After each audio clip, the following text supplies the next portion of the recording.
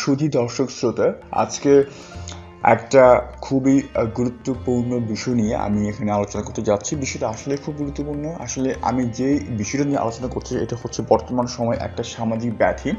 এই ব্যাধি পৃথিবীর অন্যান্য রাষ্ট্রেও রয়েছে, কিন্তু বাংলাদেশে এই ধরনের ব্যাধি কখনো মহামারী আকারে ধারণ করবে সেটা কখনো কল্পনা আমরা কেউ করতে পারিনি, এবং 10 বছর আগেও কেউ এইটা কল্পনা করতে পারিনি। সেই ব্যাধিটা যদি আমি নামটা বলি তাহলে আপনি সহজে বুঝতে পারবেন কি আসলে কেন এটি সামাজিক ব্যাধি হিসেবে বলা হচ্ছে। এই ব্যাধিটার নাম হচ্ছে ধর্ষণ। আমি এই ধর্ষণ নিয়ে কিছু কথা বলতে চাই এবং সেটা কিছু স্পেসিফিকভাবে বলতে চাই। আমরা সব ধরনের ধর্ষণ দেখেছি, কিন্তু আমি আজকে যেই বিষয়টা নিয়ে আলোচনা করব, ধর্ষণের যেই বিষয়টা নিয়ে আলোচনা করব, সেটা আসলে একটা মহা সংকটের লক্ষণ দেয়।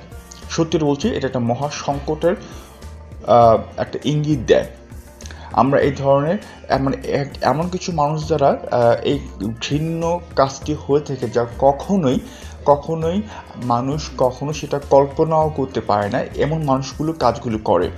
ঠিক আছে, সবাই সে মসজিদ মতো সে রাস্তার ধারের দ্যাট মিনস ওরকম গুন্ডা না, ওরকম বদমাইশ না, যার দ্বারা ধর্ষণ হলে সেটা মানুষ বলে হ্যাঁ ওর মতো মানুষ করতে পারে। কিন্তু এমন কিছু মানুষ, এমন শ্রেণীর কিছু মানুষ, এমন পেশার কিছু মানুষ এই কাজটার সাথে জড়িত, যেটা ভাবলেও গা শিউরে ওঠে, যাদেরকে সমাজ খুবই শ্রদ্ধার চোখে দেখে।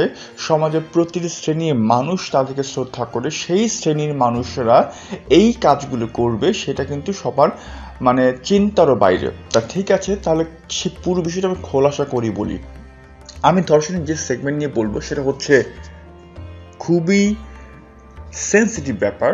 আমি জানি না এটা অনেকে এটা কীভাবে নেবেন, বাট ব্যাপারটা সত্যি। আমি চোখ বন্ধ করে থাকলে সত্য সেটাকে লুকিয়ে যাবে না।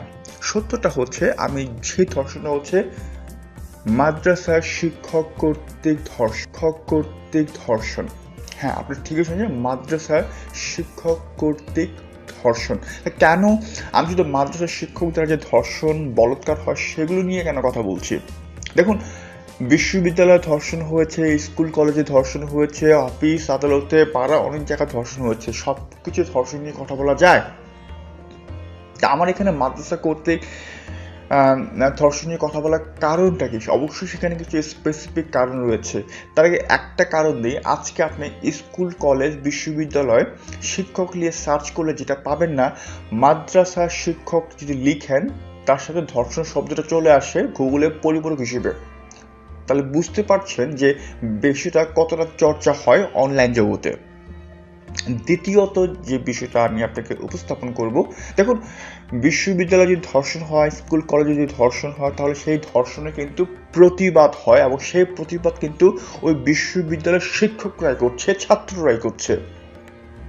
কি আমি কথাটা কি করে মিথ্যে বললাম? ঠিক কিনা বলেন?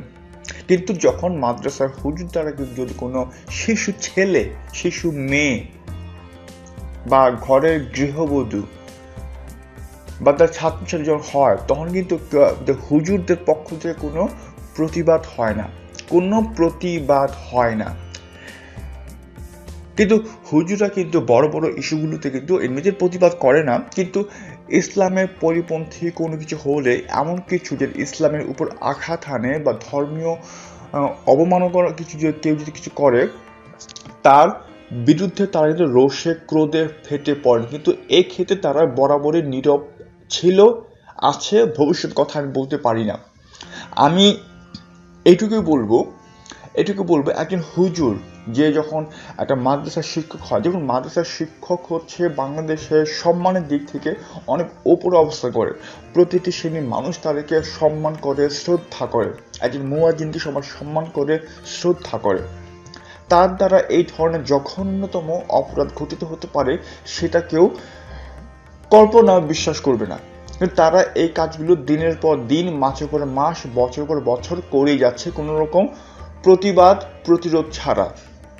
যখনই কোনো পত্রপত্রিকায় নিয়ে লেখা হয়, বিভিন্ন জন কমেন্টে বলেন সব জায়গায় তো ধর্ষণ হচ্ছে, মাদ্রাসা শিক্ষক ধর্ষণ নিয়ে কেন হাইলাইট করছেন? কেন? মাদ্রাসা শিক্ষক নিয়ে যদি ধর্ষণ যদি হয়, সেগুলি নিয়ে কোনো কথা বলা কি যাবে না?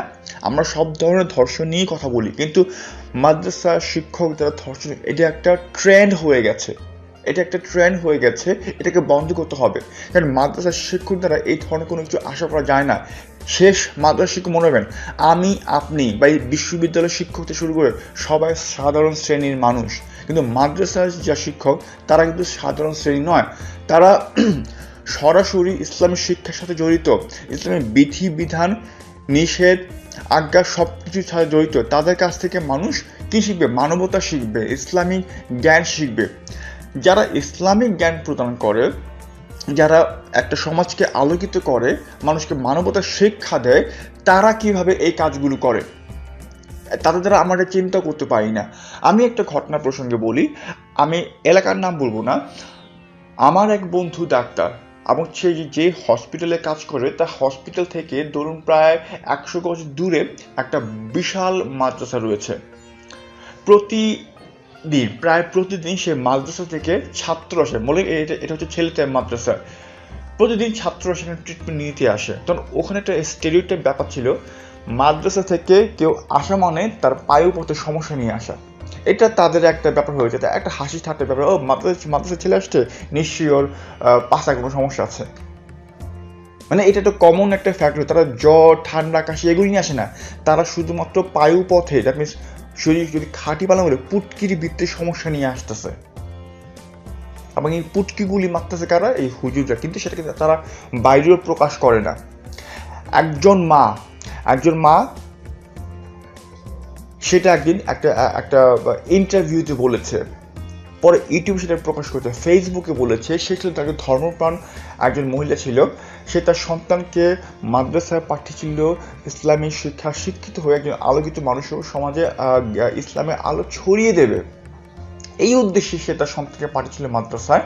একদিন সে শিশু যন্ত্রণায় টিকতে না পেরে তার মাকে ফোন করে বলেছিল, মা, আমার হুজুর আমার সাথে রাতের বেলা ডেকে নিয়ে এসব করে আমার সাথে করে অন্য সবার সাথেও করে, আমি মা এখানে থাকবো না। ছেলেটা সাহস করে বলেছিল, যদি তাকে বলা হয়েছিল এসব কথা বললে আল্লাহ গুনাহ করবে, আল্লাহ গুনাহ দিবে, একথা বলো না, একথা বলা ইসলামের শরীয়তে বিধান নাই। হুজুরা কিছু করলে সেটাকে গোপন রাখতে হয়। শিশুদেরকে এই জুজুর ভয় দেখাতো। ভাবতে পারছেন কতটা বিপজ্জনক? আমরা পত্র পত্রিকা যেরকম প্রকাশিত খবর পাই মাদ্রাসা কর্তৃক এরকম শিশু ধর্ষণ হচ্ছে, চাইল্ড মলেস্টার হচ্ছে, তার চেয়ে অধিক সংখ্যক হয়ে যাচ্ছে কোনো প্রতিকার ছাড়া।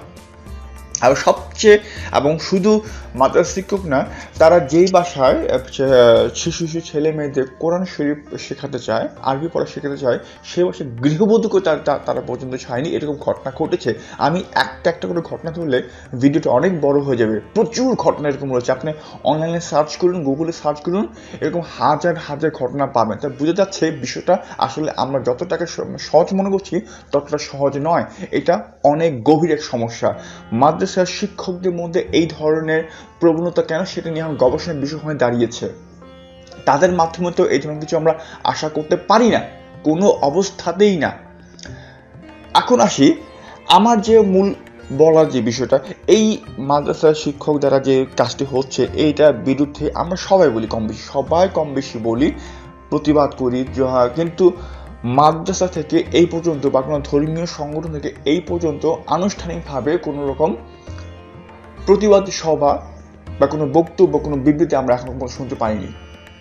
সেটা বাবুনগরী হোক বা অন্যান্য ধর্মীয় সংগঠনের বড় নেতা নেত্রীরা হোক, কখনোই এই ব্যাপারটা নিয়ে তারা কখনো আন্দোলন করেনি, কখনো কোনো বিবৃতি দেয়নি, কখনো বলেনি যে না, যারা এই কাজটা করছে, যে জঘন্যতম কাজ করেছে তাদের বিরুদ্ধে আমরা জিহাদ ঘোষণা করলাম।